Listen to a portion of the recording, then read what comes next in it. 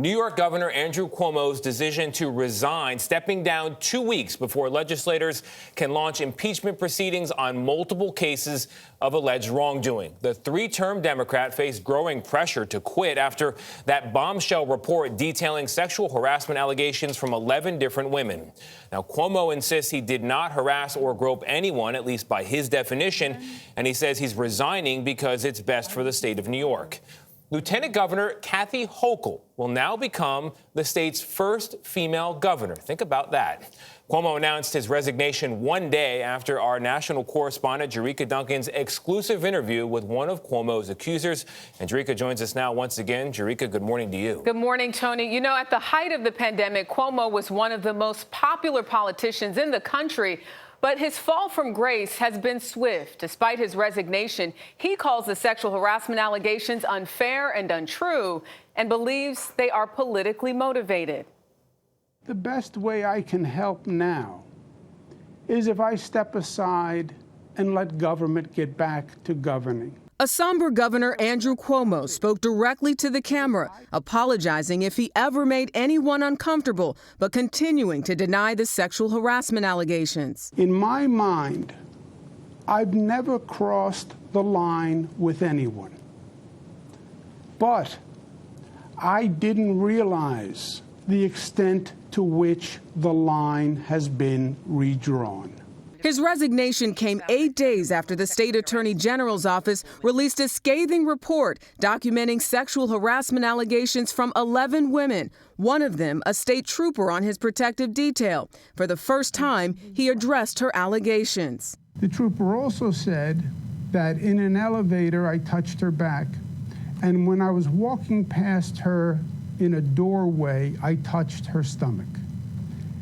Now, I don't recall doing it.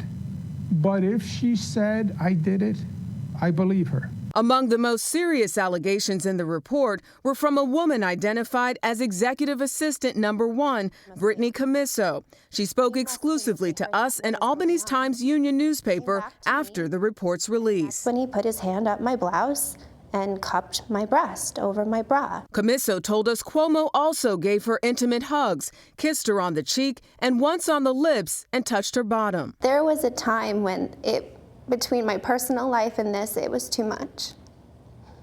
People don't understand. Lindsey Boylan, one of his accusers, reacted to Cuomo's resignation by tweeting, "From the beginning, I simply asked that the governor stop his abusive behavior." She thanked those who have pursued the truth. An attorney for accuser Charlotte Bennett said the governor's decision to resign is, quote, "not the end of our reckoning with sexual harassment, but it is an important step in the right direction." While the embattled governor will no longer fight to stay in office, he will continue to fight the allegations. His personal attorney, Rita Glavin. This hasn't been, and it's not going to be a fair process. And in fact, the governor has been given no process. We spoke to Cuomo by text after the governor's resignation, and she said she was speechless and found the attorney's press conference that happened beforehand offensive. The governor's legal battle might not be over. He faces possible civil suits and criminal charges. The Albany District Attorney's Office continues to investigate Cuomo's allegations. And I know when we were sitting here yesterday for that special report, it was shocking because I think we both were prepared based on that press conference with the attorney for a fight. Right. But instead, he said, you know, he wasn't interested in doing that anymore. And to the point, some of the women who have accused him of this misconduct said they felt re-victimized in it. There is a split between them. Yeah, and he may live to fight another day because he's saying, there's a politically motivated report, but at the same time, although I don't think I did anything wrong, I understand that the country has moved in a different direction and maybe the line was redrawn. Jericka, as always, stellar reporting. Appreciate it. Thank you. Thank you.